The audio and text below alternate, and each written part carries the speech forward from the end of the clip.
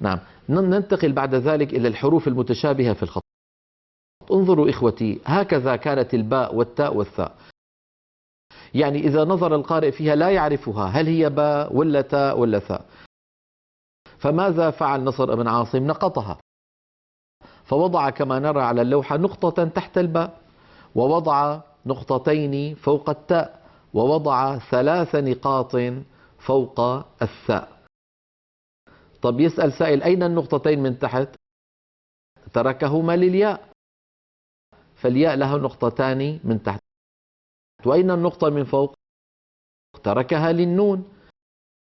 إذا صار نقطة من تحت للباء، نقطة من فوق للنون، نقطتين من تحت للياء، نقطتين من فوق للتاء، و3 نقاط من فوق لمن؟ لحرف الثاء.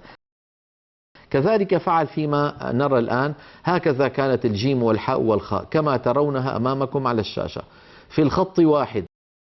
فلذلك كان يقع أخطاء، وكان أحيانا بعض الناس تقرأ الكلام خلاف المكتوب.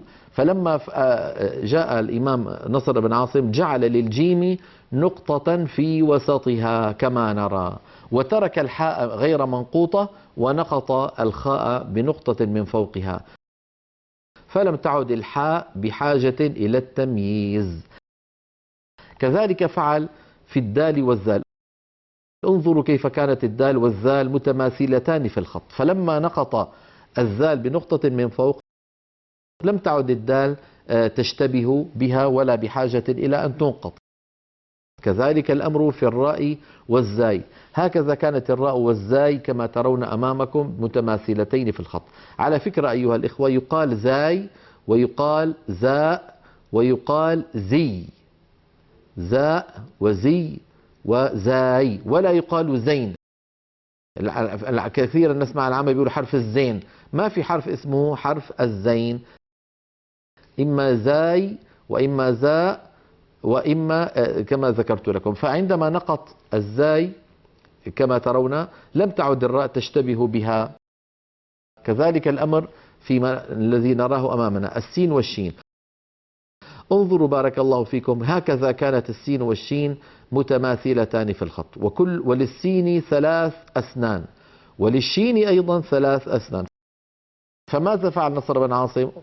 انظروا كيف فعل، وضع فوق كل سن من هذه الأسنان نقطة، فصار فوق الشين كم نقطة؟ 3 نقاط كما ترونها. ثم مع مرور الأيام الخطاطون يعني وجدوا بأن هذا الشكل يعني في هناك ما هو أجمل منه، فانظروا كيف فعلوا. نعم، هكذا حولوها إلى الشكل المثلث المعتاد الذي نراه كلنا في الكتب التي حولنا. أما حروف الإطباق ال4، حروف الإطباق عند العرب هي الصاد والضاد والطاء والظاء. فانظروا إلى هذه اللوحة بارك الله فيكم، مراحل تطور كتابة حروف الإطباق. كانت حروف الإطباق ال4 تكتب متماثلة في الخط إذا اتصلت بما بعدها، هذا الشرط، إذا اتصلت بما بعدها. وكان التفريق بينها بالسليقة وحسب السياق. السياق يعني سياق الكلام في الجملة. هل رأيتم الصاد والضاد والطاء والظاء؟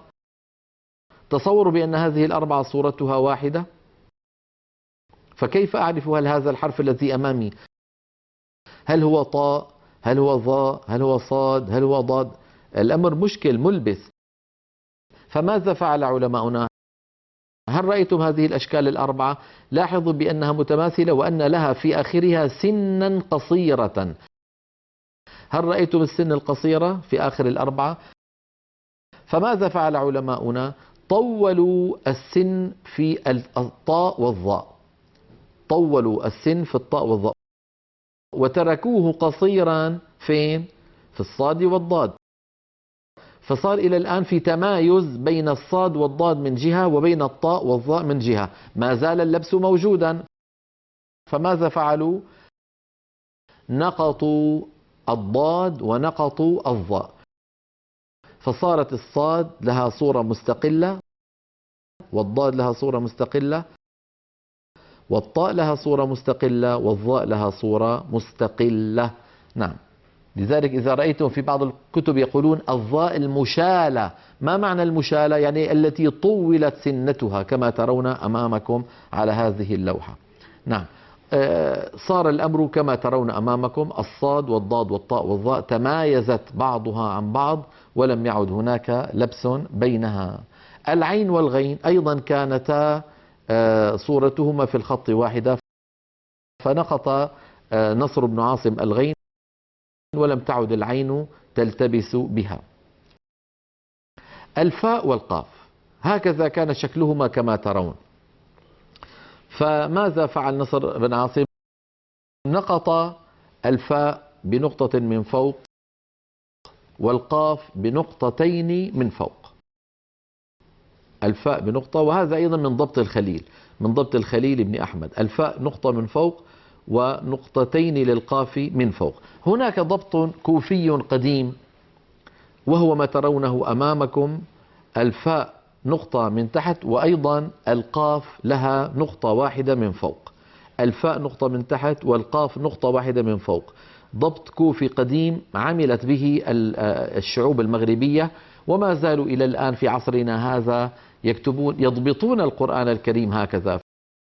يعني ممكن لو واحد مشرقي أمسك مصحفا مضبوطا على رواية ورش بالضبط المغربي يجد مكتوب الفرقان الكريم بدل القرآن الكريم، فيظن بأن هناك خطأ مطبعيا، وليس هناك خطأ مطبعي لكنه اصطلاح مشى عليه المغاربة، ويا ليتهم يعني يوحدون المصطلح.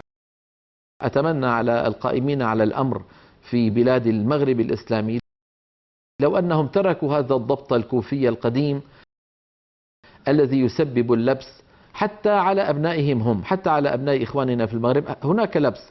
يعني الشاب المغربي، الولد والبنت المغربي يفتح الكتاب العادي فيجد بأن الفاء نقطة من فوق والقاف نقطة من فوق، يفتح المصحف فيجد الفاء نقطة من تحت والقاف نقطة من فوق.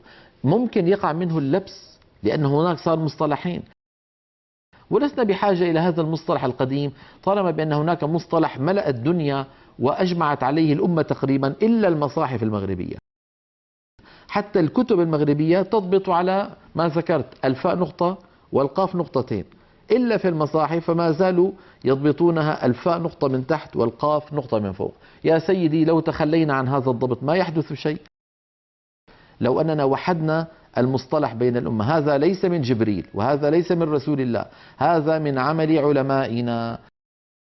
فإذا تركنا اجتهاد عالم إلى اجتهاد عالم آخر لتوحيد الأمر بين الأمة وللتسهيل على الأمة ولرفع الاختلاف واللبس، أرى أن هذا أولى، والله والعلم عند الله سبحانه وتعالى.